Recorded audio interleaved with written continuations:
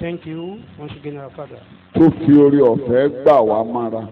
Accept us with grace Tó fi ìfẹ́ fà wá mára. and draw us to Himself with love. Tó ti létò. Who has a Ṣáájú plan. ké ìdàrúdàpọ̀ ó tó dé. He has planned before the cure. Òfin tó dé ní 400 ọdún. The law that came after 400 years Kò lè sọ ìlérí dasán. cannot render the promises useless. Kò dẹ̀ lè sọ májẹ̀mú dá láìlágbára. Neither can He make the covenant. Ẹ̀ṣẹ̀ tó wọnú ènìyàn. The thing that came into man in the garden. Ọ̀dọ́ àgùntàn ti wà ṣáájú ìpilẹ̀ṣẹ̀ ayé. The lamb has been ever before the beginning of the world. Gbogbo ibi tó jáde lẹ́yìn rẹ̀. All evil that emanates afterwards Yí ètò Ọlọ́run padà lórí ayé wa. cannot change the plan of God over our lives. Ìṣọmọ ènìyàn ti ń purọ́. You are not a man that lies. Ohun tó bá tẹnu rẹ̀ jáde ó ṣe. Whatever you pronounce out of your mouth, you do. Oníwà lọ́kàn ṣáájú ìpilẹ̀ṣẹ̀ You ayé. have such in mind ever before the beginning of the Ilé world. ló fún aláyọ̀ láti dúró níwájú yín lálẹ́ This yìí. is giving us joy to stand before you. Pé ètò rẹ̀ yóò ṣẹ mọ́ wa lára. That your plan will be fulfilled in our lives. Gbogbo àwọn àsáwọ̀ tó ti sáwọnú ayé wa pátá. All those things that mingle in along the way, Fi májẹ̀mú àtìlí rẹ̀ kó fi palẹ̀ wọn mọ́. clear them all with your promises. Gbogbo and covenants. ìdàrúdàpọ̀ tó ti dé bá wa. Every confusion that came Agbára upon ẹ̀jẹ̀ us, Jésù kó gbá wọn dànù. let the power in the blood of Jesus scrape them all. Kí ètè rẹ̀ kó ṣẹ mọ́ wa lára. And your plan and purpose be fulfilled in our Gbogbo lives. ànìkan ló máa gba ògo. You will receive the glory. Ní orúkọ Jésù mo gbàdúrà. In Jesus' name, our Lord, we pray. Etí rẹ̀ yóò gbọ́ ọ̀rọ̀ kan ní ẹ̀yìn rẹ̀ tí yóò máa sọ wípé ojú ọ̀nà nìyí. Rìn níbẹ̀ o. Your ear will hear a voice behind you saying, "This is the way, walk in it." Àkórí wa tí a mú nínú ìwé ìwòlíì Àìsáyà. That is the topic taken from the Orí ọgbọ̀n. Isaiah chapter 30, Ẹsẹ̀ ìkọkànlélógún. Isaiah chapter 30, verse 21. Mo lẹ́nìyàn lọ́lọ́run máa ń rán I said, God will send man kí ẹ fi gbóhùn rẹ̀. that will hear God's voice. Bí aṣẹ̀rẹ̀ṣẹ̀ ti Sọ́ọ̀lù ọmọ Kíṣì That was how a message was sent to Saul, son of Kish, tí ò mọ̀ fọ́lọ́run létò fún un. not knowing that God has a plan Ṣùgbọ́n for ohùn him. tó dún ní etí rẹ̀. But the voice that he heard, Ó gbọ́, ó tẹ̀lé. he followed. Ó wá bọ́ sínú agbami ètò ayébáyé Ọlọ́run. He now find himself in the pool of the eternal Gbogbo flood ẹ̀yin of tó ń God. gbọ́ mi lọ́nà jíríyìn Those who are listening to me are àti far ẹ̀yin tó ń gbọ́ away mi láyìíká. and near, Bí ẹ ṣe máa dìde as we be rising up, láti máa tẹ̀lé ohùn tó ń dún ní etí yín ní àkókò yìí. follow the voice you are hearing now. Ẹ ó bọ́ sínú agbami ètò Ọlọ́run. You will find yourself in the pool of the plan of God. Tọ́lọ́run ti ṣe sílẹ̀. What God has planned for Ẹ you, fọwọ́ yín fà á mára. you will draw it to yourself. Mo ní Sọ́ọ̀lù fọwọ́ ara ẹ̀ fà á mára. Saul draw it to himself. Tó à ń pè ẹ̀yin náà kẹ́ súnmọ́ tòsí. We are calling you to come near. À á pè aláṣẹ kó gbé oúnjẹ kalẹ̀ níwájú yín. We will call the baker to present the food before you. So aláṣẹ agbóúnjẹ kalẹ̀. The baker will present the food before Ìwọ ló you. máa fọwọ́ ara ẹ̀ fà á mára. You will draw it to yourself. Ètò Ọlọ́run yóò ṣẹ mọ́ yín lára. The plan of God will fulfill in your life. Mo ní ètò Ọlọ́run yóò ṣẹ mọ́ yín lára. The plan of God will be fulfilled in your life. Ètò Ọlọ́run yóò ṣẹ mọ́ yín The lára. plan of God fulfill in our life. Ẹ ní darapọ̀ mọ́ àwọn tó ń fọ̀rọ̀ Ọlọ́run ṣàwàdà. You will not mingle or join the people that are making Ẹ jest fẹ́ with mo the fún word yín of lápẹẹrẹ God. àwọn kan lánàá. You know, I gave you some Àwọn kan ló ní examples ká fọ̀nà yesterday. hàn wọ́n. They are the Ẹ one fọ̀nà that hàn wá. said, show us the way. Mo láwọn tó wà ibi tá ń lọ lónìí ò tẹ́ wọn lọ́rùn. There are some Bí ayé people, tó ń gbé ò tẹ́ wọn they are lọ́rùn. not satisfied with their Wọ́n wá ọ̀nà. lifestyle or where they are Wọ́n going ò ṣe tá àti today. tẹ̀lé. They are looking for the way, yet they are not ready to follow. Irú àwọn bẹ́ẹ̀ máa tún tinú ìṣubú dénú ìṣubú. Such people from one fall to another. Gbígbà tó lóyún bá sọ pé èèyàn kúrò nínú agbàyàn. Like Tán fẹ́ ń moving yàn án, tàbí tán fẹ́ ń From dín fry dòdò. pan Ó wá to kú pé ó fire. bọ́ sínú iná. Ìyẹn ò ní jẹ́ ìpín kí yín lórúkọ That will not Jésù. be your portion in Jesus' name.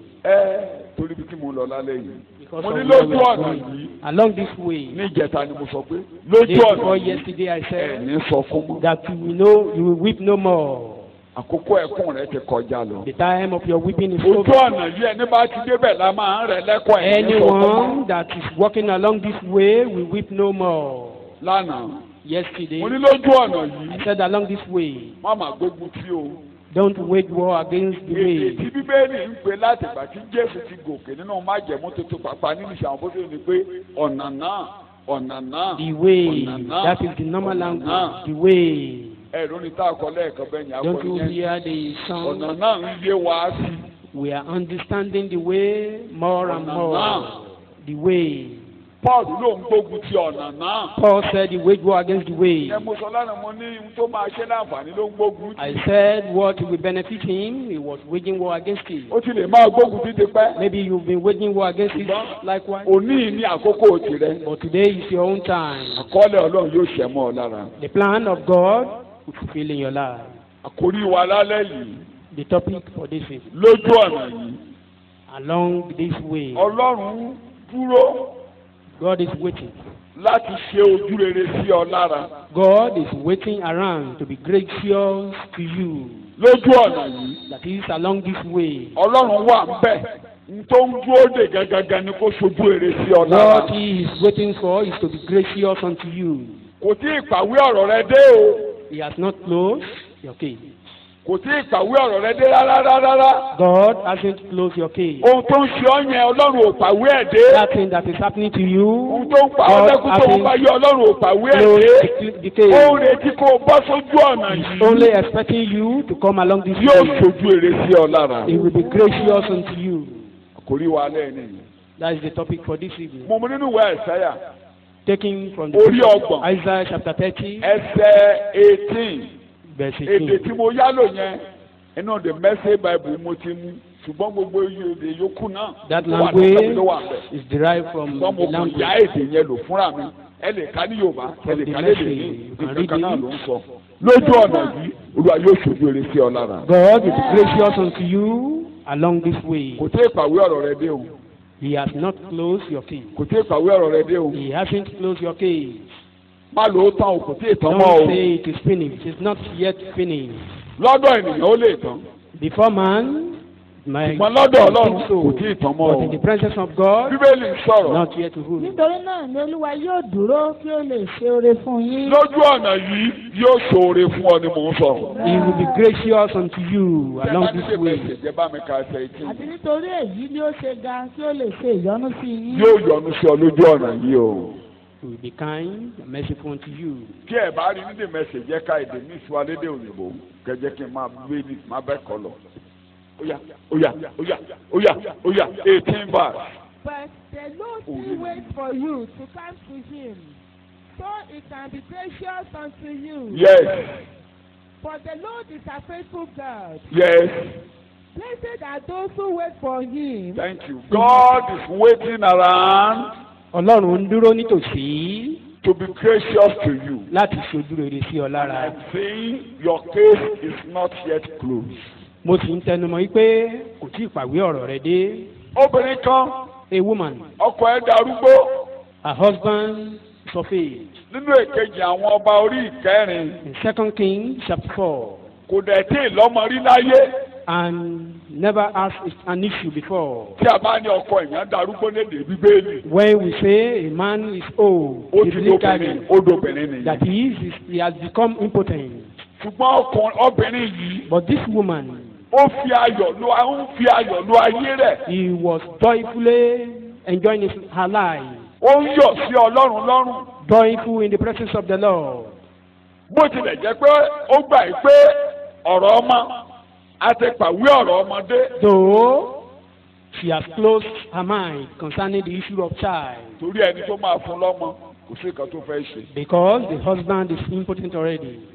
Ó dàbí kéèsì kan tí mo ń hàn dúró ti pẹ́ ńgbà tí mo ti wà lọ́mọdé. Like one case I handled some times ago. Mo ń mínísítà sẹ́ni, I was ministering to the person. ó ti ṣe àwọn àlàyé kan fún mi. He has given me some explanation. Ó dé kùrìtà tí mo fẹ́ gbàdúrà fún. At a point, I wanted to pray for him. Ó kàn jára rẹ̀ gbà. He jack up himself. Ó lọ́kọ tó ń fẹ́ torí tiẹ̀ pé kó kán bímọ gan. He said, even the Ó husband ní that kò fojú lára ẹ̀ I'm mọ́. trying to have a child for is no more. That he is impotent already. ó nínú tọ́lẹ́ẹ̀tì ibi tí wọ́n sùn ó ní bí ẹ̀jẹ̀ ló ń tọ́. He said he's urinating something blood-like. He said, is that person I will be praying for child for? I inspire her again. God hasn't forget you. Even if he's impotent, that one is meaningless to God. You don't fix your mind. Just be following God joyfully, though he's not expecting child again. He saw the man of God passing by. We will call him and feed him.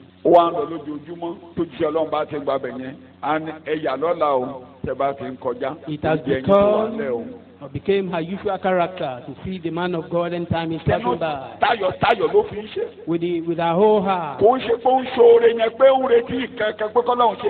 She's not doing it expecting anything. No. But God is worthy of worshiping or adoring. Such hearts, God will find them. They are happy. They are not because of the problem of the world being addressed.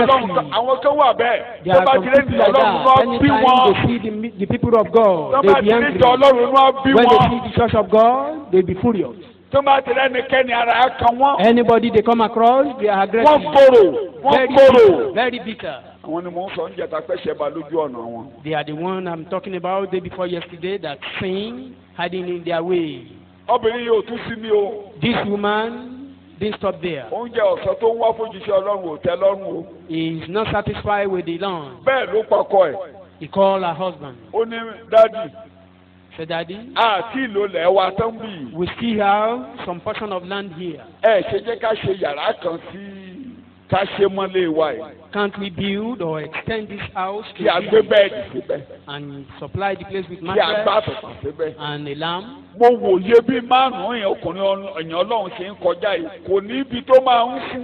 perceive this man of God has no place of rest. He has no house. I perceive it that way. Let's try it. And they call the bricklayer, carpenter, and eventually they completed the house, bought mattress. Though there was no electricity then, she bought a lamp, mattress, and decorated the place. When the man of God came and have his lunch, he said, there is a room prepared for you here. You don't need to go. You can rest there. In your ministry, you can return here to rest. Just come back here to rest. He didn't inquire from the man of God maybe he has house or not. But he perceived that this man has no place to rest. Don't you think that God will eventually locate this man? Not too long. The man was relaxing. He woke up one morning. He has a messenger working with him. A messenger that is learning the fear of the Lord from him. And he called the man. He said, "This woman, what can we do for her? What can we do for this woman? Should we report her to the king? For king to honor her?" And the servant said, "It seems our coming here, I've never seen a child here. It's like this woman has no issue. And the man, the husband is old already." And the man of God said, "I now understand. Call the woman for me." And they call her. "Woman, by this time, you are with your baby. Such people will come. By this time next year, Ọlọ́run ò pàwé rẹ̀ dé níwèé àkọ́dún tó wọ́n tọ́ By this time next year, you and your child. Èyí tí ò lọ́kọ níwèé àkọ́dún tó máa wà ní ọkọ rẹ̀. By this time next year, you and your husband. Ẹni tó ayálégbé tẹ́ ẹ fẹsẹ̀ gbájú títí láńlọ́ọ̀dù ní lára The tenant níwèé àmọ́dún that tó kó sílé ara rẹ̀. landlord is suppressing you. By this Gbogbo time tó next rò year, ó you will ṣe finish your house. níwèé àmọ́dún pé tẹ̀ ọ́ lọ́wọ́. Those things that you think is impossible, by this time next year, you get there. Wòlá. Ìlànìyàn owó ni ó tẹ òrèrè gbogbo olórí ogun àti ẹlẹ́sìn ìwọ pẹ̀lú mi láti láyé jọ.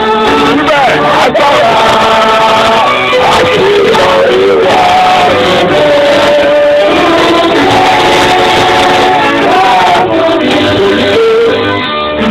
Kò sóri.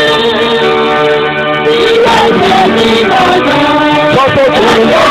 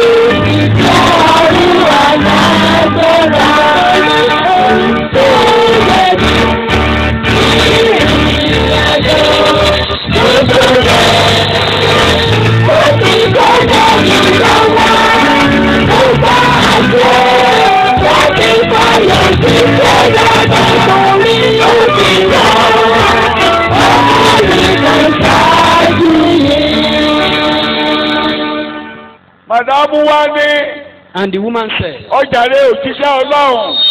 Oh God, Ṣé torí ti bẹ́ẹ̀ mo ṣe wá? I didn't come because of that. Mo ti sọ. I said it. O bá jẹ́ torí bẹ́ẹ̀ máa jẹ́ torí bẹ́ẹ̀. Maybe because of that or Níwèé not. àmọ́dún, By mo this ní time kọ́nà next ẹ̀kọ́ máa year, gbà lórúkọ ṣe. an open door for you.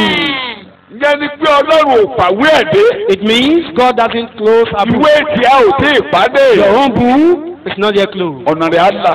Open door for you. Mo ní lójú ọ̀nà yìí. Along this way. Olúwa aṣojú èrè sí ọ̀nà. God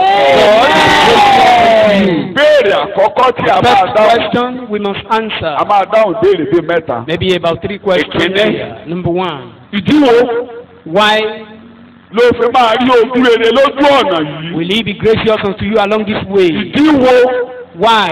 mo tò ìdí méjì kalẹ̀. Just 2 points Ó jẹ́ pé here. òfin ní ìdí ojú rere. That Why will he be gracious gracious to unto you? you. Ìkíní. Number 1. Ọlọ́run gan ó jẹ́ olóore ọ̀fẹ́. He is a gracious God. Kí ni mo porúkọ rẹ̀? Àpèlé rẹ̀ gẹ́gẹ́gẹ́ ni olóore His ọ̀fẹ́. title is the gracious. Bá ní kí n máa kà á I would have nínú Ẹ́sọ́dù said that we orídìí would bàbá Exodus. orídìí rẹ̀ gan ni olóore ọ̀fẹ́. Ẹ kàdí ẹ̀ bẹ́ẹ̀ Exodus 34. Àpẹẹrẹ mi Ìwé kò Exodus fẹ́ lò orí nínú kẹrìndínlọ́gbọ̀n. Psalm Exodus 34 verse 5 Exodus orí verse 6. kẹrìndínlọ́gbọ̀n ẹsẹ̀ yìí. Exodus 34. Olúwa sì sọ̀kalẹ̀ nínú àwọ̀ sánmọ̀. Bẹ́ẹ̀. The Lord came down in a pillar of cloud. Yes. Ó sì bá a dúró níbẹ̀. Ẹ̀hẹ́n. He called out his own name. Ó sì pe orúkọ Olúwa. Kí lorúkọ rẹ̀? Olúwa sì rékọjá níwájú rẹ̀.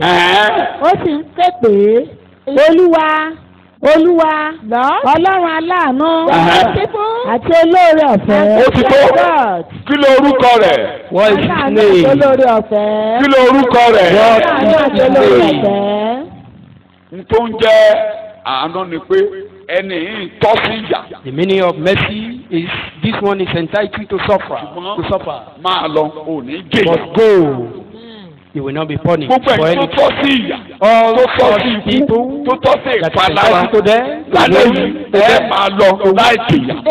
discipline, you will go unpunished. lójú ọ̀nà ẹ ló ti lè rí yẹn o. You can only find that nínú ayé wàá jìyà ẹ̀ṣẹ̀ in rẹ. this world. You wàá suffer jìyà for gbogbo tó your ṣe. sin. You will suffer for all those things. eléyìí tó ṣe ni wàá jìyà ẹ̀ lónú ayé. The one you lójú do in ọ̀nà this world, you suffer even in this world. But along this way, wàá rí àánú gbà lójú ọ̀nà you yìí. will receive grace. orí ọ̀fẹ́ tí ò tọ́ sí tí ò tiẹ̀ tọ́ sí tí wọn ò lè dárúkọ ẹ̀ nínú ìran rẹ What tí you ò are not kẹ́ entitled to. ojú eré tí ò kẹ́ The grace that you are not Ipò tí ò entitled tọ́ to. sí. The position that you are not entitled to. tó lágbára láti What ṣe you don't have power to do. tó gẹ́gẹ́ bí èyí tó lè dá ṣe As a man that you ojú ọ̀nà ẹ̀ náà cannot kì í do. ṣe Along this way, it Lójú is ọ̀nà possible yìí. for you. lójú ọ̀nà yìí tó bá I mean, along this path. ibẹ̀ lákòlò ló ti ń pe bàbá. There, the stammerer, we call the name of his father. kò ń ṣe pé apẹ́ gan Not ẹ̀fẹ̀ even alánẹ̀ long. The tongue will be loose. orí àga tó o ní rò pé o lè dé wà á débẹ̀. Seat where you don't expect, you find tí yourself àwọn there. ẹgbẹ́ ò lè ṣe láyé. What your colleagues cannot do in this world, you do there. bí o bá yà sí Anywhere you find yourself. wà á rí pé àwọn èèyàn máa dìde wọn á máa ṣùgbà wọn á You fẹ́ rìn lọ́wọ́. discover people will try to help you. a máa gbó lóore a máa rán olóore sí ọ. Amen. ojú ọ̀nà yìí ni o. That is only in this way. Ojú ọ̀nà yìí path. ni orúkọ bàbá nìyẹn. That is his name. ẹni tó máa ran àwọn aláìlera lọ́wọ́. He that will help tó máa ń the gbé ní people. débi téèyàn ò lè dé. He will take you to tó where máa you ń jẹ́ don't kéèyàn ṣeun expect. tí ò lágbára You àti will ṣe do what you ojú don't have ọ̀nà power to do. That is only Psalm along this 103. path. Orin Dáfídì orí kẹtàlélọ́gọ́rùn-ún. ẹsẹ̀ ìkẹjọ ni kẹ́ ẹ ti gbé. Verse 8 alone. Bàbá Or verse- tí- From verse 8 rather. ní tí bàbá jẹ́ nìyẹn ò mọ̀kàn ní kẹ́ ẹ That ti is the yẹ. name of our Father. Olúwa ni aláàánú àti olóore. tí o ti gbọ́ The Lord is merciful and gracious. ọlọ́run nìyẹn That is God. ẹ máa kà á. wá òtún náà ka ẹsẹ̀ ìkẹjọ. Orin Dáfídì. Ó Ó lọ́ra láàánú. àti bínú. olóore bíbélì rẹ̀ ń kà. Ó lọ́ra àti bínú. Ó sì pọ̀ ní àánú. gbogbo ohun tó rò pé ó bá ọjà yẹn All those things that. tó bá ti dójú ọ̀nà yìí kò ní bá ọjà kò By dojú this ìjà bọ́. path, he's not fighting you. We no more way tó to bá ti attack wọjú ọ̀nà yóò bá Once you are ó in bọ́ this lọ́wọ́ path, ìyà it means you are free ó bọ́ from lọ́wọ́ ìparun you are free from ó destruction. bọ́ lọ́wọ́ ìkorò You are free ó from bọ́ lọ́wọ́ ìnira You are free from affliction. ó bọ́ lọ́wọ́ àfẹ́dàpá ní. You are free from the bíbélì ni mò ń kà. fire. ẹ jẹ́ kájọ máa kà ó mi yé mi. Òun kì í bá ni wí nígbà gbogbo. Tí o ti gbọ́. He will not constantly accuse us. o tọ̀ bára kó tó jẹgba o ti òkè ẹnìkan kó tó náà You don't greet ọlọ́run someone, ṣe he bẹ́ẹ̀. beat you, you do this, you be beaten. That is not God. òkì bẹ́ẹ̀ orí ẹ̀ Because you didn't greet someone, he beat you. But God will never do that. ojú ọ̀nà yìí ni o That tí o bá ṣojú can ọ̀nà only yìí happen along this way. wàá jìyà gbogbo wọn bá ṣe o. Otherwise, you will suffer for bó o bá whatever ti you do. bọ́ sójú ọ̀nà yìí a máa jẹ́ o. You don't come along this path, you will suffer. ẹni tó fa ọwọ́ ọlọ́run sọ̀kalẹ̀ Way, ṣe lọ́lọ́run máa ń ṣe ìjọba ẹ̀. we'll be counting it.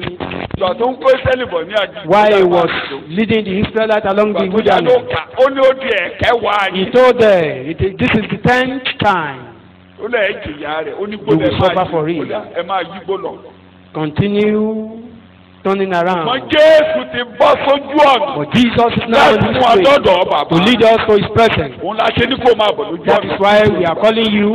Asin. wọ́n ti fìyẹn kọ́ yín nínú ayé pé bí ẹgbẹ́sẹ̀ yín ṣe tó lẹ́sẹ̀ máa jìyà We've been tó. taught ṣùgbọ́n lójú ọ̀nà that yìí it is lójú God ọ̀nà for him yìí to see you in his Bíbélì presence là ń kà. along this path. Bẹ́ẹ̀ ni kì í san fún wa gẹ́gẹ́ bí àìṣedéédéé wa. Bẹ́ẹ̀ ni. Rewarding us according to our iniquity. asán ọlọ́run asán That God kì í ṣojú ọ̀nà yìí will revenge. gbogbo ibi tó ti ṣe láyé láyé All the evil you lójú done ọ̀nà yìí before. ọlọ́run ní sẹ́ẹ̀ Along this path, God will never reward you. Máa bọ̀. evil. Just come. ẹ̀rípọ̀nà yìí dáa See, it's a beautiful way. ọlọ́run dáa ní ká wá wò ní. That is the God that bọ́lọ́run we ṣe are calling jẹ́ you. lójú ọ̀nà yìí là ń kà sí ọ̀nà. How God is. kò sí That's what we are ìtàn reading. ó ti kéde Nítorí pé bí àwọn ti ga sí ilẹ̀. sórí bẹ́ẹ̀ ni. Bẹ́ẹ̀ ni àánú rẹ̀ tóbi sí àwọn tí ó bẹ̀rù rẹ̀. For his unfailing tó love bá ti towards bọ́ sójú ọ̀nà yìí Once you gbogbo come tó to jẹ́ this àánú place, ọlọ́run pátá ó all tẹ̀lé ọ lójú that is the ọ̀nà. mercy of God will be your jẹ́ká tó companion. bẹ́ẹ̀ síbẹ̀ ọlọ́run nìyí That ọlọ́run is ti all. jẹ́ láàrin yìí. ìdí kejì ìyẹn ló gbọ́ ó bímọ mẹ́ta That one tó fi jẹ́ pé ó dọ́ràn án yàn that kó o rí oore ọ̀fẹ́ compulsory gbà for you bá rójú rere. If you fail to receive the favour. N tó tọ́ sí kó rí gbà. For you to receive what Kó you are lágbára not láti worthy ṣe of. tó lè dá ṣe. To do what you are unable to do. Kó rí àánú gbà. To receive mercy. Ìyà tó yẹ kó jẹ kó má jìyà rẹ̀. Something you supposed to undergo for you to escape. That is why you must receive grace and mercy. Gbogbo èèyàn ti ṣẹ̀. That all men have sinned. Wọ́n ti kùnà ògo Ọlọ́run. And the gone short doing good, no one. Mo pín sọ́nà mẹ́ta. One. I divide it into three. Number one. Ẹ̀ṣẹ̀ ó wá ẹ̀ṣẹ̀ rẹ. Your sin. Ó wà níwájú Ọlọ́run bí èlé. They remain in the presence of God. Tí o bá rí orí ọ̀fẹ́. If you don't receive grace, you don't receive mercy. Ọlọ́run á lù ọ́ pa. Ọlọ́run dandan ló máa lù ọ́ pa. It's God that will kill you himself. Orí ẹ̀ṣẹ̀ wà níwájú ẹ̀. Because your sin wà níwájú ẹ̀ báyìí. and in his presence. Lójoojúmọ́. Daily. Psalm 90 ẹsẹ̀ ìkẹjọ ẹsẹ̀ ìkẹsàn. Orin Dáfídì orí 90 ẹsẹ̀ ìkẹjọ ẹsẹ̀ ìkẹsàn. Ìwọ ti gbé ẹ̀ṣẹ̀ wa ka iwájú rẹ. O gbé ẹ̀ṣẹ̀ wa ka kíni. Iwájú rẹ. Ohun ìkọ̀kọ̀ wa ń bẹ nínú ìmọ̀. Gbogbo eléyìí tó ṣe ní kọ̀kọ̀ tó ní ẹnikẹ́ni orí tó ṣe. All what you did secretly, they are in the presence of God. Tí o bá lórí ọ̀fẹ́ gbà. If you don't receive the grace. Tó o bá bọ́ sójú ọ̀nà yìí. If you didn't come along this path. path. Mo kàn ní kí n sọ ní kókó kó yí ọ. Ó wà wájú ẹ̀. I'm trying to highlight them for you to understand. The Exodus that we are reading, we are not supposed to finish. Tó ojú ọ̀nà ẹni mo ń sọ ṣùgbọ́n kọ́ lóhun tó gbé ojú ọ̀nà yìí kalẹ̀ kí Jésù tó dé ó máa ń tẹ́lẹ̀ mọ́ ọ̀yàn ẹ̀ṣẹ̀ ẹ̀ràn karùn-ún ẹ̀ṣẹ̀ ẹ̀ràn kẹrin ó máa ń tẹ́lẹ̀ jáde tá pé wá sí ẹ̀ṣẹ̀ bàbá ńlá rẹ̀. That is, such people will suffer for the sins of their forefathers. Let me give you an example. Eli, Samuel, he had some children. He did the work of God. He is old already. His children now were doing the work for him. But these children, the one that's supposed to be given to God out of sacrifice, though they have their own path, they live their own and they will eat that of God together. The women and ladies that come to the house of God, they have affair with them. The father do harder. He called them. He said, I heard news about you. If anyone offend God, no one, you can't beg anyone to him. If it is man, you can beg God to man. But God, you can't beg anyone to him. Adin he followed the law of Moses to remove them from the priesthood and set them by the gate. He will be the first one to stone them. Maybe God wouldn't have been wrought against all the family. God just rose up one day and sent the man of God to him. Book of Samuel. But we are not going to read. He said, all your family, they've rendered my offering useless. Henceforth, I thought your family will continue in this priesthood, but henceforth, all male child in the family will be dying prematurely. Many of them will die too short. The rest, they will be a beggar.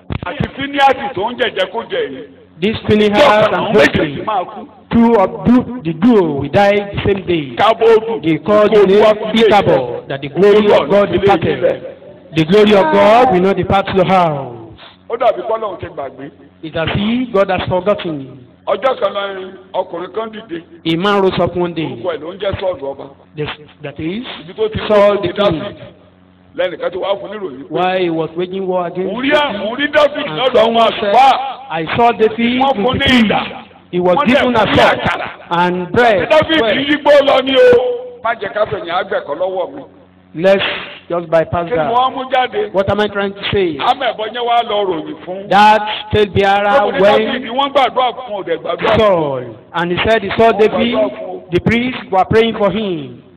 which is now. Sọ́ọ̀lù ní kán dìde. And Saul said, ó káwọn àlùfáà yẹn jọ. he invited ọgọ́rin priests, tó ti ìdílé kan jáde. ọgọ́rin ọkùnrin. 80 men tí wọ́n wọ aṣọ àlùfáà. that put on the garment of the priest.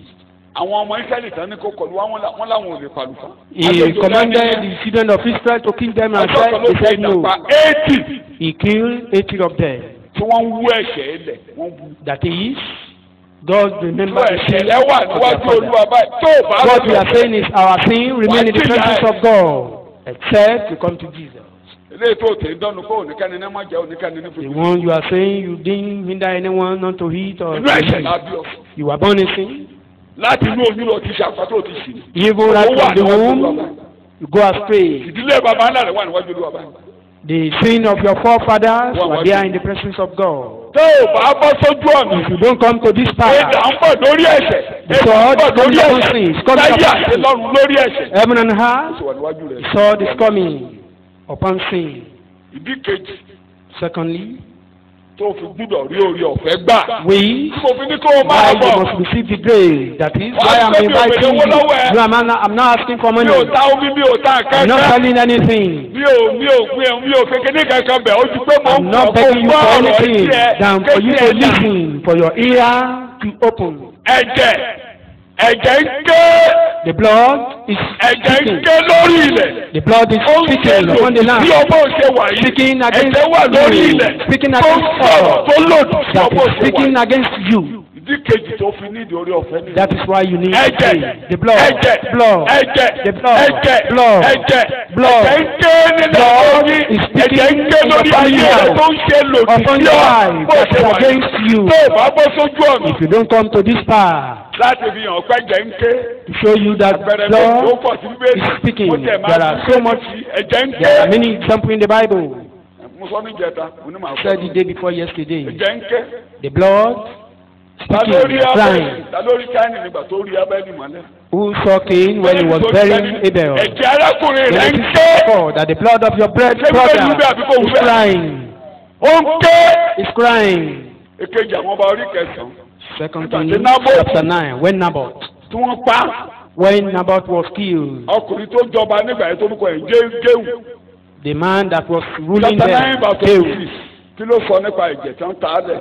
Second Kings Àwọn ọba kejì orí kẹsàn-án 26.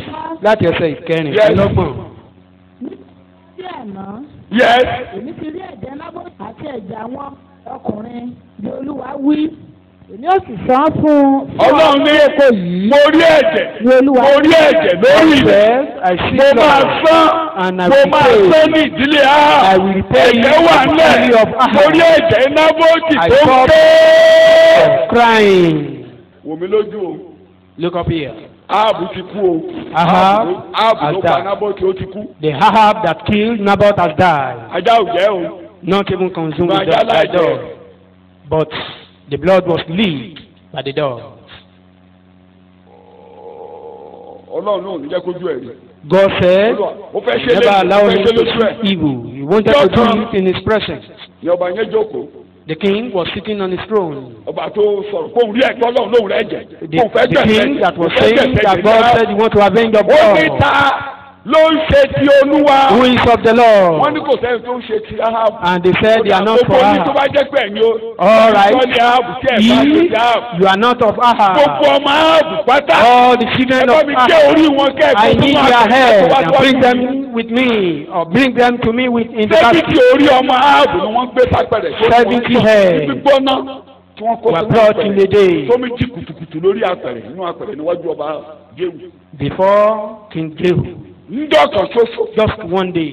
njọ́ kan ṣoṣo Just wọ́n gbé orí in a sẹ́bìtì day. nínú ilé kan ṣoṣo ọmọ ọba kan 70 ṣoṣo sons ọmọ bàbá of kan ní kings were tí beheaded. wọ́n gbé orí wọn bẹ́ẹ̀ sínú apẹ̀rẹ̀ tó méjì They had them and they brought it to the ní presence tútù of king. yàtọ̀ sí obìnrin onítìró Apart from the woman tí wọ́n fílíǹgì lójú that was wíńdò fleeing of the window ó ṣe ń bọ́lẹ̀ báyìí àwọn ajá ti yàbò Jésébẹ́lì.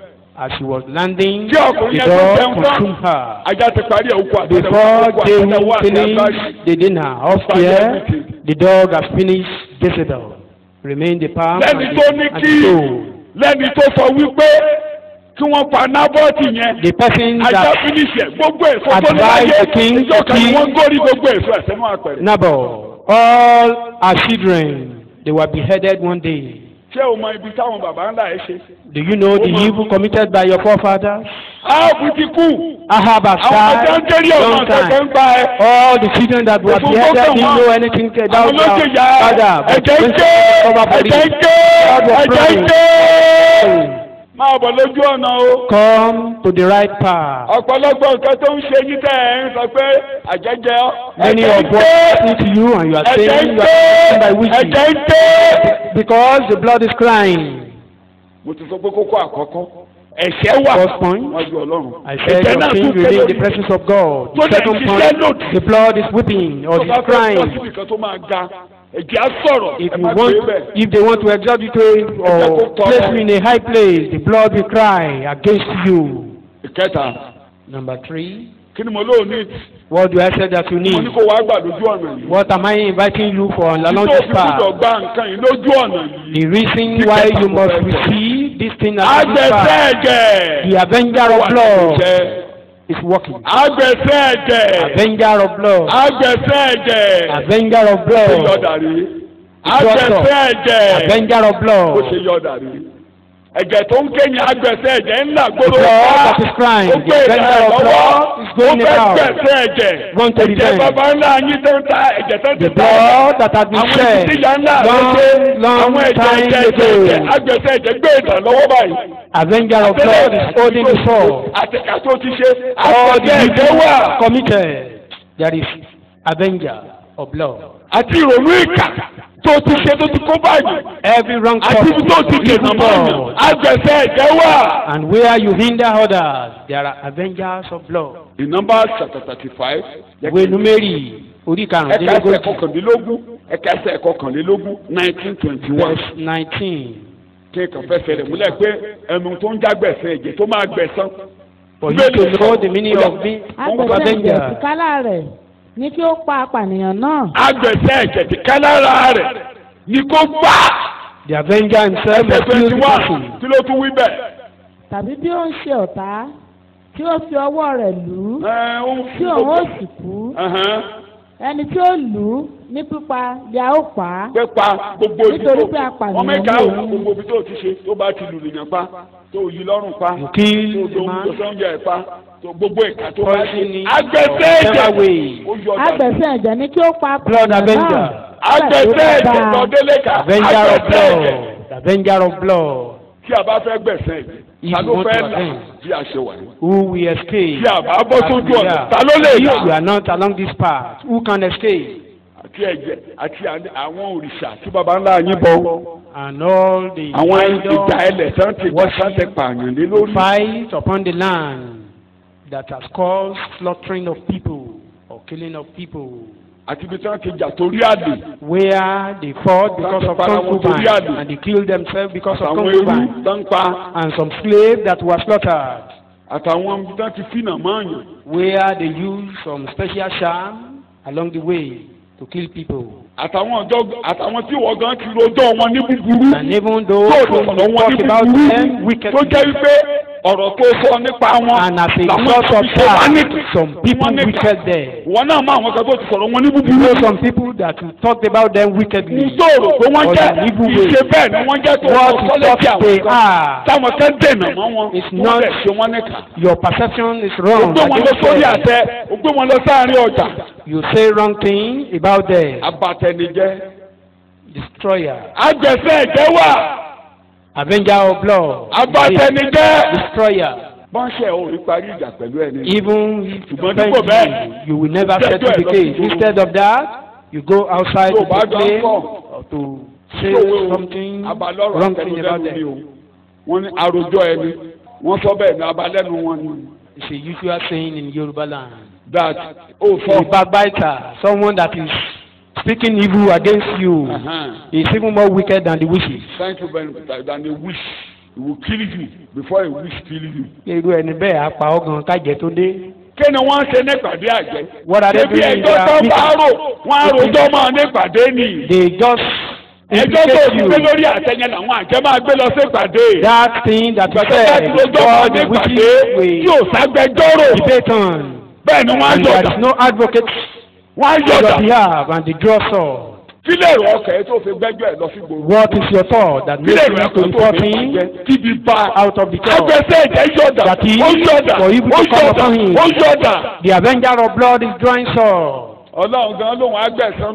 Oh God, even said he will revenge. Tó o bá bọ́ sójú ọ̀nà If you ìkẹta. don't come Ọlọ́run lóhùn agbẹ̀sán. to this path, Mátíù ló wí you are in trouble. Akásẹ̀ méjì fún ọ pé títí dọ̀la Till títí tomorrow, dọ̀la till títí tomorrow. dọ̀la lọ́lọ́run gbẹ̀sẹ̀ ẹ̀jẹ̀. Títí dọ̀la God lọ́lọ́run avenging of blood till tomorrow, except you come to this path. Ọlọ́run gbẹ̀sẹ̀ ẹ̀jẹ̀. Máa ka Bíbélì kò yí ọ. I will read Bible for a better Tó bá wù understanding. ọ́ fi ìrere ṣeré. You Tó like bá wù ọ́ playing tó with máa God. gbélé ayé. Níwọ̀ ìka ènìyàn. You Níwọ̀ tó máa bẹ́ lórí lọ́la. You that Tó máa fear kú ìyá them, lọ́la tó bá bọ́ sójú they ọ̀nà. will kill you. Níwọ̀ Don't come to the path. Matthew 23:35 péré. Bíbélì là ń kà. Matthew 23 verse 35. Bíbélì là ń kà. Ó yá sọ̀rọ̀. Kí gbogbo ẹ̀jẹ̀ àwọn olóòótọ́ Gbogbo ẹ̀jẹ̀ àwọn olóòótọ́ tí a ti ta sílẹ̀ ní All the ayé blood tí a that ti is ta sílẹ̀ ní ayé. bá lè wá sórí yín láti ẹ̀jẹ̀ Ábẹ́lì olódodo Jésù sí ló sọ ẹ̀jẹ̀ o. Sakaraya Ẹ̀jẹ̀ lómi o Jésù ló sọ. ọmọ That is- Ó ní Barakaya gbogbo ẹ̀yin ìran yìí. all Ẹ̀jẹ̀ this látòrí generation, Ábẹ́lì. the blood right from Ẹ̀gbọ́n mi Abel, tó ti mú wá the látòrí Ábẹ́lì. right Àti from àpò Abel, àti apá láàrin tẹ́bìlì and the àti priest ìloro. slaughter Tó wá bèrè lórí ìran. that we request of their blood. Ẹ̀jẹ̀ ti pa Ábẹ́lì. You know how long Abel had been killed, and God said, Jesus is saying, you are going to the blood. You are now playing with the issue of blood. The issue of blood. Ìyẹ̀ká kú inú rẹ̀ á dùn. Someone will die, you be happy, and you'll be doing what to kill others. Lọ́lọ́run. Ẹ̀jẹ̀. Kí ló ní kọ́ lọ́hùn? Kí ló ní kọ́ èèyàn má jẹ? Má jẹ ẹ̀jẹ̀. Said Má man jẹ do not ẹ̀jẹ̀. eat blood. Tó bá parí mọ́ jẹ̀jẹ̀ rẹ̀ ká ẹ̀jẹ̀ lẹ̀. If you kill animal, don't eat the blood. Mélòó ẹ̀jẹ̀ èèyàn? Àtàwọn olóṣèlú Both the politicians sá ń jẹ̀jẹ̀ ń gbó. that eat blood in the bush. Orí ẹ̀jẹ̀ tó fi búra. Don't you see Má the blood jẹ̀bi that tó is fẹ́ flowing nípasẹ̀ ẹ̀jẹ̀ tó fi ṣe búra. through Nínú the ẹgbẹ́ blood gbóni nínú igbó yín. in the Ogoni Tó gbà ẹ̀ fraternity? ọmọ yẹn rìn yẹn tó ti tẹ́. And don't you know the Wọ́n ní ká yẹ amount tòrò. of human flesh you Wọ́n láwọn ọmọ consume? rẹ̀ ń wá ọmọ And ẹ̀ you are ti ṣe. saying your Ó ti kú children wọn tán. Wọ́n á ti wọn are tán dying. pẹ́tẹ́pẹ́tẹ́ tó fi ọ́. Tó o bá bọ́ sójú ọ̀sán, wọ́n á Possibly ti wọ́n you tán bury lójú all of them ọ̀sán. Òkúkú níkú. before you Wọ́n á die. máa ti wọ́n lójú They ẹ̀bí will tell lẹ́yìn. you Ẹ̀jẹ̀ your ní presence is blood. Blood that is speaking. Àbórí bẹ́ẹ̀. Or don't you see there? Jẹ́ kí mi tó kà sí ọ. Let me read. Kò mọ̀ pé bí o bá ọ̀dá wàdà. I'm not joking. Nùkọ́ bá sójú ọ̀nà. He said that you come to this Ayọ̀dà. path. Ayọ̀dà. Or Báde. avenger should come unto you. Tó o bá fẹ́ bọ́bẹ̀ ó ní mi ò ṣe You want to come there, come there. Mi ò bá yàn. I don't beg anybody to come short. Tó o bá fẹ́ ṣègbàgbọ́ You want to be in faith, in faith. You want to come to us, follow Bá ti mọ̀ us. pé fẹ́ Rightly. lọ́jàyé. You want to go and enjoy your life, Lójú go ọ̀nà ilé ahead. ìnìkan lórí ọ̀fẹ́ wà. It's only along this path you can find the grace. Ìwé ìfihàn Revelation orí ìkẹfà. chapter 6. Ọ̀run ni wọ́n ti tún sọ pé wọ́n Ọlọ́run jẹ́ wo ló fẹ́ gbẹ̀san. Láwọn Even tí from wọ́n pa láyé torí heaven, ìwé asking wọ́n tún ké lọ́rùn. when we Wọ́n got ké to lọ́rùn. them, they were crying. Bí Ọlọ́run má gbàgbé wa. Don't forget us. Wọ́n pa wá lójijì. We were killed suddenly. Wọ́n pa wá They killed láì us tọ́jọ́. suddenly. Má gbàgbé wa. Ìtọ́wò ló bá gbẹ̀san. Prematurely. When will you avenge? Orí ìta ni wọ́n ti ń kẹ́yìn. They were crying right from the throne. Wà á dé bí o bá ọ̀dá wàdà. Bí o bá ọ̀dá wàdà. Ẹsẹ̀ kẹwàá. wọ́n kígbe lé òun rárá wípé Ó kígbe ní òun rárá pé yóò ti pẹ́ tó yóò ti pẹ́ tó. Olúwa Olúwa ẹni mímọ́ àti olóòótọ́ ẹni mímọ́ àti olóòótọ́. ìwọ kì yóò ṣe ìdájọ́ kí o sì gbẹ̀san ẹ̀jẹ̀ wa mọ́ Kí ni a ní kó gbẹ̀san? ẹ̀jẹ̀ To avenge lára àwọn tó ń gbé orí of their ìdájọ́ blood. Bí àwọn tó wà lórí ilẹ̀ ayé ló máa upon the dá lẹ́jọ́ ẹ̀jẹ̀ wa. people on her. Àwọn tí ò mọ kankan nípa ikú wa ló máa jìyà ẹ̀jẹ̀ wa. Those that were innocent of our blood, they will suffer for it. Pé ìjọ wo ló máa dá sí ọ̀rọ̀ yìí? When will you intervene? Ẹ̀jẹ̀ wa tá ń pa lójijì. Our Jẹ́ ká blood aráyé that was jìyà. shed suddenly. Jẹ́ kí wọ́n aráyé Let the people suffer for Jẹ́ ká it. jìyà. Let the people in the world suffer for it. Ẹni tí ò mọ̀ gbàtọ́ pamọ́ jẹ́ ká jìyà. Someone that didn't know when they were killed Ní sùúrù. to suffer for it. Mo ti fẹ́ káwọn kan kúrò. And God was telling them to be patient. I want to remove some people. Jẹ́ kí n kó wọn kó wọn. I want some people. Torí bẹ́ẹ̀ ni mo ṣe wá sádùúgbò rẹ̀. I want to move them Àfẹ́ out kó of àwọn kan kúrò. Ọlọ́run á gbẹ̀sẹ̀ ẹ̀jẹ̀. is Ó to jẹ́ be tètè moved. máa bọ̀. God, you are Ìjọba sent of gbogbo the ẹni bá blood, kú better bí. come on time. àwàdà lórí pé mo wá dá ládùúgbò yín. Think I come here for gambling. Or do I order for oil or water? Ìyẹn kọ́ ni mo bá wá wọ̀ ọ̀sùn. God will heal you, but I'm not selling anything. This is not a matter of merchandise. Àgbẹ̀sán wa lórí àwọn tó ń gbé ilé ayé. Think of all, avenge for us on the people upon the earth. Ó wà níbẹ̀ nígbà tó ń gba Stephen. Were you there when Stephen was killed? Mẹ́ta sí ń bẹ̀. I wasn't there. Tó o bá wà níbi tó o bá bọ́ sójú ọ̀nà wà. If you are here in this world, you are not on the path. It means we suffer for that. Òmùgbà tó ń gé tí wọ́n pa Pétérù tó ń dorí ẹ̀kọ́ rẹ̀ tí wọ́n pa. Do you know when Peter was killed? Àwọn sọ àwọn kan mọ́ mọ́tò tírélà. Some people were tied to vehicles. Wọ́n gbé àwọn kẹtẹ́ wọn náà.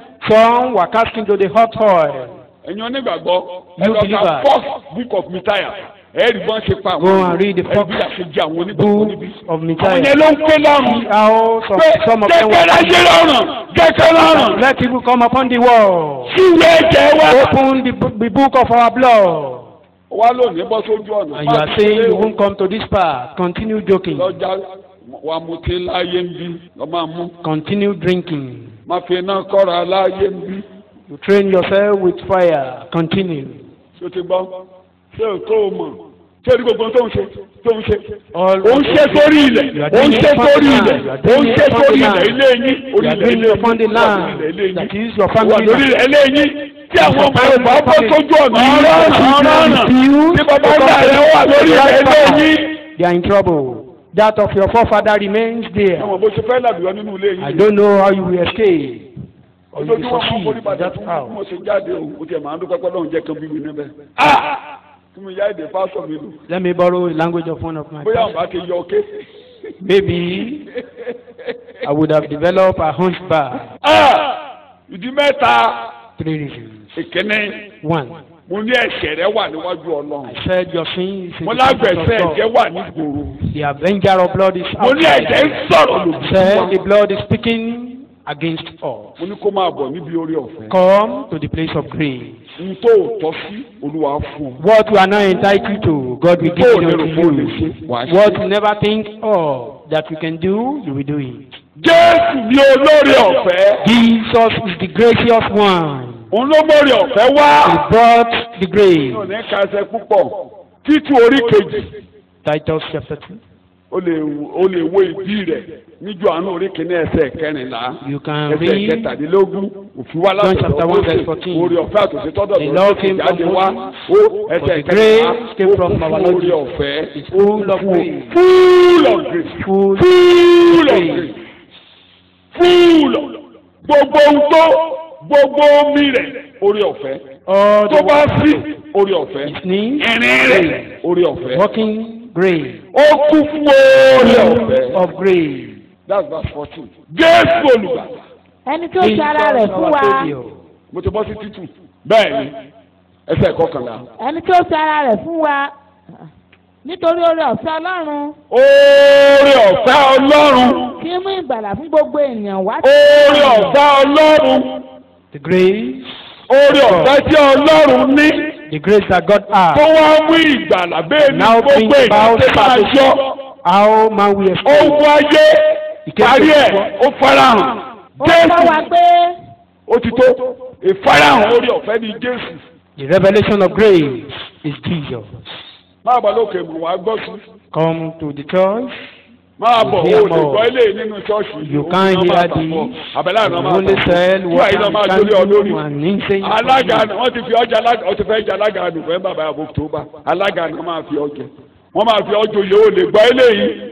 Ilé ìwòlíì ló ń yà káàkiri àti ilé adáhùn tó lè gbọ́. Alága àná máa fi ọjẹ wọ́n á The fi house ọjọ́ of yìí. prophet. They will only enthron you to Tó bá dẹ̀ feed fi on ọjọ́ you. yìí tán, wàá ṣe ìwúyè. And after that, they will celebrate you. Àtijọ́ náà tiẹ̀ máa ń jẹ balógun, bàbá ìsàlẹ̀, ìyá ẹgbẹ́.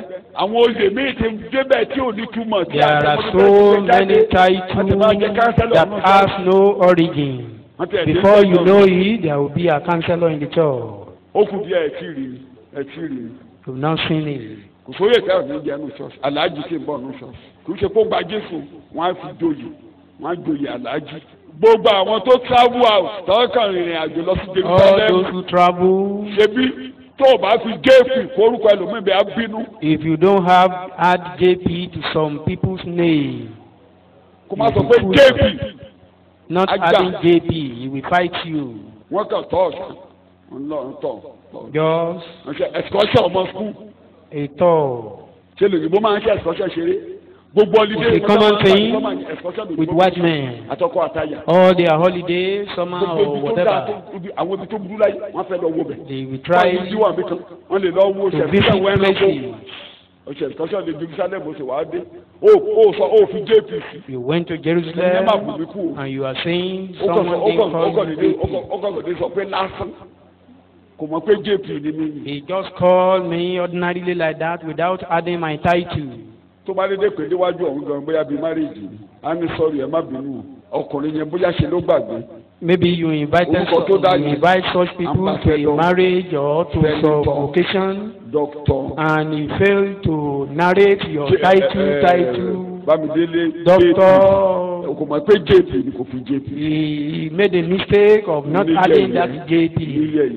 yẹ̀yẹ́ yẹn lẹ jókòó tí. You are sitting with all those nonsense. dìde lórí ilẹ̀ ó ń dìde lórí ilẹ̀ ó ń ta jóòbù ní ó ń ta lórí ilẹ̀ ó ń ta bíi pẹ́ẹ́pẹ́ wàhálà ń ta bíi iná lórí ilẹ̀ ó ń sọ jáde ó ń sọ jáde ó ń gbà tó wàhálà kọjá àbí èyí sínú wàhálà bíi iná ti ń ta ó ń ta ó ń ta ó ń ta ó ń ta lóde fàyè ẹ̀dá yóò. Fire and you are playing with your life. Jésù olórí ọ̀fẹ́. Jesus the gracious. Kí ni mo forúkọ rẹ̀? Ó kú fún orí ọ̀fẹ́. Full of grace. Orí ọ̀fẹ́ ń bẹ ní ètè rẹ̀. The grace in his leave. Psalm tẹkẹmẹka sáàmù ní olórí. Let me read sir. Psalm 45. Orin Dáfídì orí àádọ́ta.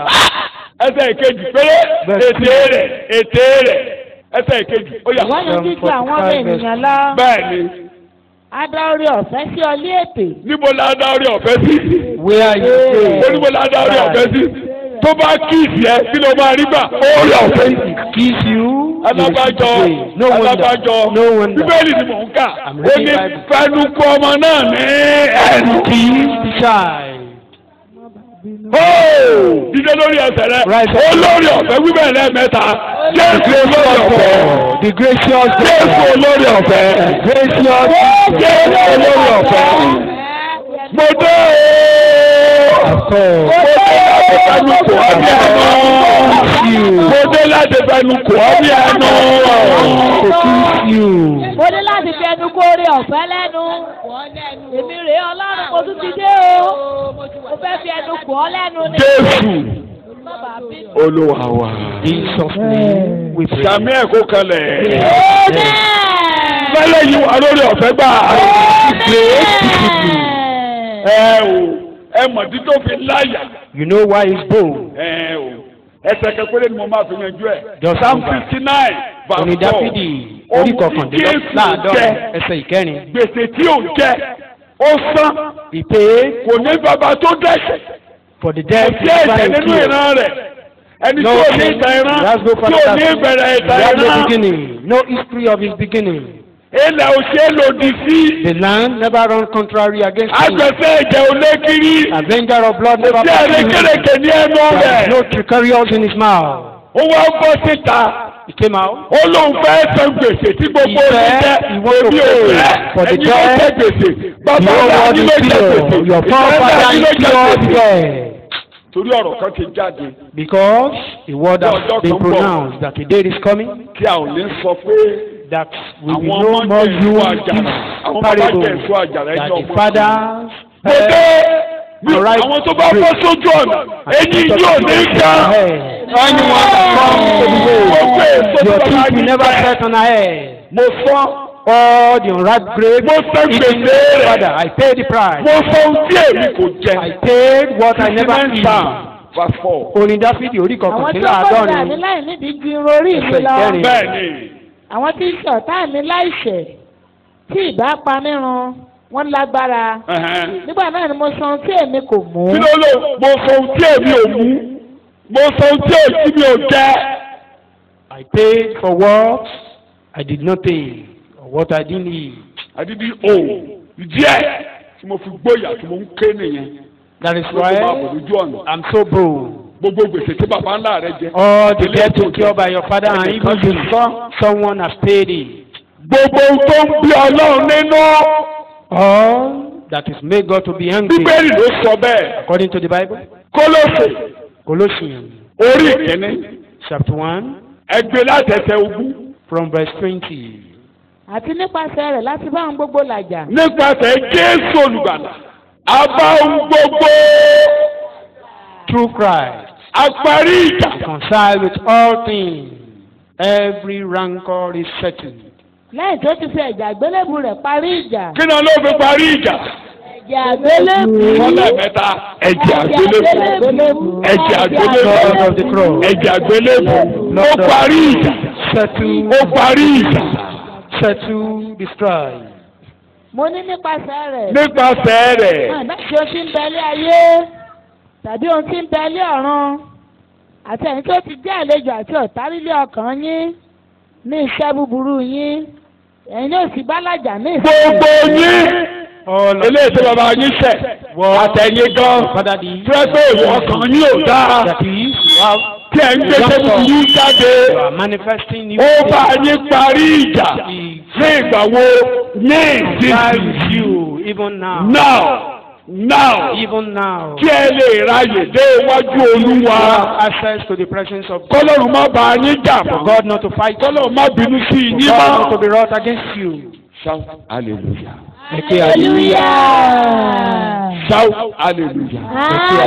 Hallelujah. That is the blood of the cross. Shout hallelujah. Hallelujah. Kí Jésù tó dé. Before the cross of Christ. So gbogbo àwọn tó bí bẹ́ẹ̀ túbọ̀ mẹ́ẹ̀ẹ́dógún. All those who are.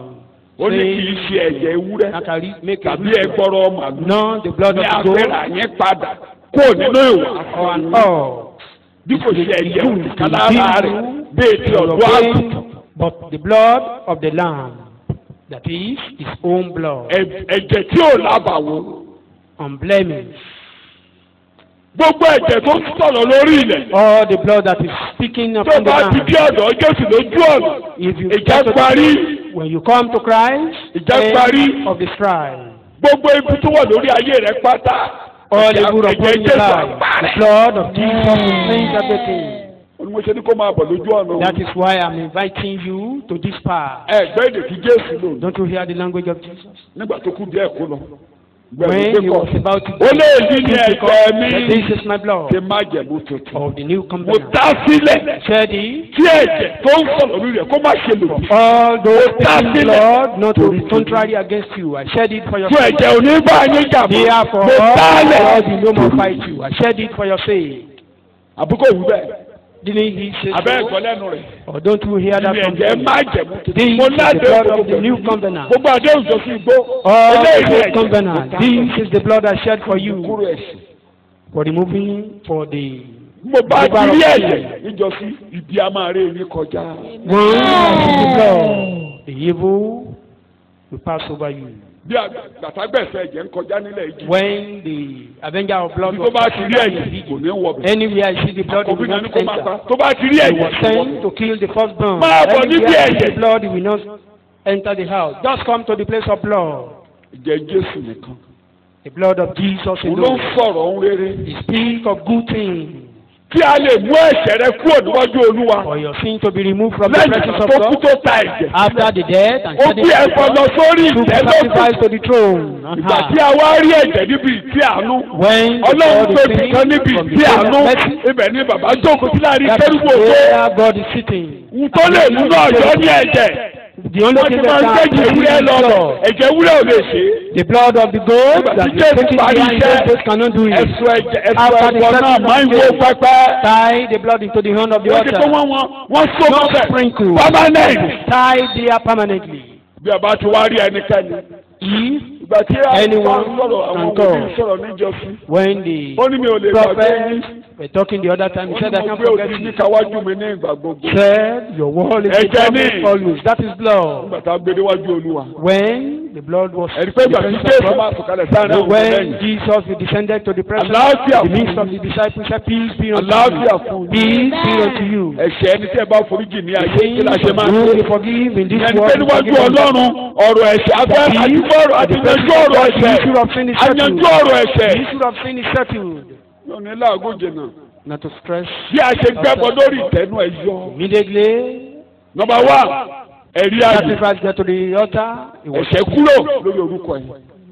The first thing is no more sin upon your name. Your sins no more to remember. All the book of sin upon your name will add up. We have access to His presence. How many people want their sins to be cleansed? I don't know where you are. You are sitting or you are hearing me now. Just call the name of Jesus 3 times. That have come unto you because of the blood you've taken to the altar. Every caption upon my name. Let the blood of Jesus clear. Deliver myself. I plead to the blood of Jesus. I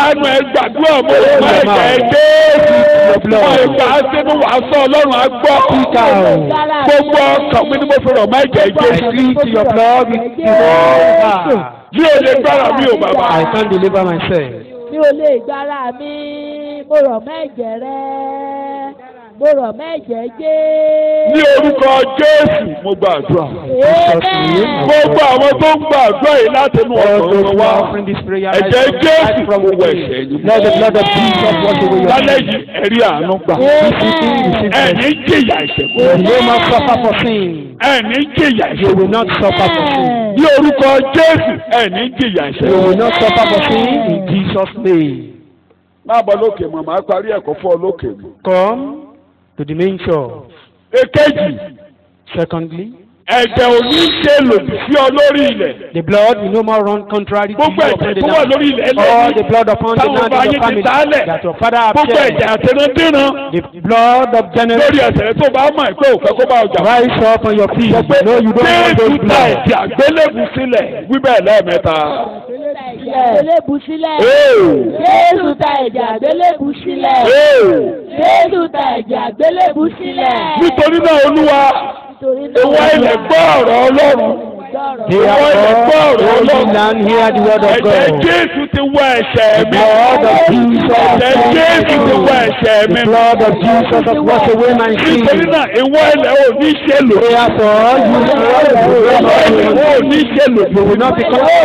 Ẹ̀jẹ̀ lórí ilẹ̀ ilé wa. Ẹ̀jẹ̀ lórí àjẹbí ìran wa. Ẹ̀jẹ̀ tó ń jà lórí ilẹ̀ ayé. Oníṣòwò òtítí mi mọ́. Torí Jésù ta ẹ̀jẹ̀ sílẹ̀. Ẹ̀jẹ̀ Jésù wọ ẹ̀ṣẹ̀ mi nù. Ọwọ́ ẹ̀ṣẹ̀ mi ló gbọ́. Ní orúkọ Jésù. Ní orúkọ Jésù. In the name of Jesus. Ẹ̀jẹ̀ tó yọ́nú. Tí mo fi rí àánú gbà. That I receive mercy. Ní orúkọ Jésù ni mo gba àdúrà. Lẹ́yìn Olúwa. Discipline Lord. Àwọn ọkàn wọ̀nyí dé. People are crying. Wọ́n ti gbọ́dọ̀ gbé ẹ̀bọ lọ sórí ìtẹ́. They've heard that. Wọ́n ti gbọ́dọ̀ ìwọ Ọlọ́run yọ́nú. They've heard that you God have been appeased. Gbogbo ibi tí ẹ̀jẹ̀ bá ti ń sanwó. Anywhere blood is lálẹ́ kó sí wọ́n lórúkọ Jésù. Ní orúkọ Jésù olùgbà. In the name of Jesus. Gbogbo ilẹ̀ ìdílé. Gbogbo ilé ayé. Tí ẹ̀jẹ̀ ń sanwó lórúkọ Jésù. Mo pààyàn. We are the Lord is running contrary. Let them be silent. Káwọn ọkàn wọ̀nyí gba òmìnira. And these people be set free. Lórúkọ Jésù mo gba àdúrà. Jesus name our Lord be praised. Lóko kẹyọ kan pàdé mi ní òkè ìmọ̀ mo ti sọ mi ò fẹsẹ̀ tì mọ́. Agbẹ̀sẹ̀ ẹ̀jẹ̀. The avenger of blood. Agbẹ̀sẹ̀ ẹ̀jẹ̀. The avenger of blood. Torí olórí àlùfáà ó jókòó lọ́wọ́ ọ̀tún bàbá. Because the high priest. Agbẹ̀sẹ̀ ẹ̀jẹ̀ orílẹ̀ èdè. The avenger cannot fight. The high priest is alive. Hébérù orí kẹsàn-án jẹ́ kí n kàkàkà orí keje. Hebrews chapter 7. Orí keje. Hebrews 7. Ẹsẹ̀ ogún. Verse 20. A fi wọ́n jẹ láìsí ìbúra. They were enthroned without oath, but he was enthroned with an oath. Ó wà títí mo fẹ́ yá ló ń bẹ̀. Ó yà mo ń kàn forever. Hébérù orí keje. Hebrews chapter 7. Kìí ṣe láìsí ìbúra ni. Nítorí a fi fi wọ́n jẹ àlùfáà láìsí ìbúra. Kò tí ì tẹ̀bi tí mo lọ sí. Nípa ẹni tó ń fún un pé. Bẹ́ẹ̀ni. Olúwa búra. Bẹ́ẹ̀ni. Yóò sì ronúpìwàdà. Bẹ́ẹ̀ni. Wọ́n ní àlùfáà kan títí láé. 22 gan ni mo ń lọ. Àlùfáà kan títí láé yes. Níwọ̀n bẹ́ẹ̀ ni Jésù ti di onígbọ̀wọ́ májẹ̀mú tí ó dára jù. Bẹ́ẹ̀ni. Kò tí ì tán. Àti nítòótọ́ àwọn púpọ̀ ní a ti fi jẹ àlùfáà. Nítorí wọn kò lè wà títí lórí ikú. Ló máa bá àlùfáà lọ. Àlùfáà eléyìí sọ pé àlùfáà olórí àlùfáà wa Jésù ó wà láàyè títí láé. That Jesus our high priest. Our high priest Jesus is nítorí náà agbẹ̀fẹ́ ẹ̀jẹ̀ panumọ́ lórí ọ̀rọ̀ mi. Avenger of blood. Agbẹ̀fẹ́ ẹ̀jẹ̀ ó lọ́wọ́ lórí ọ̀rọ̀ mi. You avenger of blood. You have no power in my life. Ó lọ́wọ́ lórí ọ̀rọ̀ mi. You will not be succeed. Torí ó wà láàyè. Ó wà láàyè. You are alive. Agbẹ̀fẹ́ ẹ̀jẹ̀. Avenger of blood. Ó lọ́wọ́ lórí ọ̀rọ̀ mi. You will not be successful. Jésù wà láàyè. Mo bọ́ lọ́wọ́ agbẹ̀fẹ́ ẹ̀jẹ̀. From avenger. Ní orúkọ Jésù ni mo gbàdúrà. Jesus name alone. Gbogbo àwọn tí a ti yàn fún ìdá. All those that have been tó ń gbọ́ mi lálẹ́ yìí. Tí ẹ rọ̀ mọ́ Jésù lálẹ́ yìí ẹ máa bọ́ lọ́wọ́ àgbẹ̀fẹ́. Be free from blood avenger. Àwọn tí a yàn fún pípa lónìí ẹgbẹ́ òmìnira. Be free. Ẹ ti rí àánú gbà. Ògo ni forúkọ Ọlọ́run. Hallelujah. Ní orúkọ Jésù mo gbàdúrà. Ṣé Jésù tó ká fọpẹ́ fún? Tó bá tó fẹ́ fún orí ẹ̀sẹ̀ kó fi ọpẹ́ fún. Ìgbésẹ̀ ìlànà kó fi ọpẹ́ fún. Wọ́n là á máa ní wọ́n là á máa fi òkú fún. You will be praying. Torí mo gbọ́ sí ojú ọ̀nà tó tọ́ ojú ọ̀nà. I am on the right path. Lánàá ẹ̀ àbí kò tọ́ pẹ́. Open your mouth and praise God for that.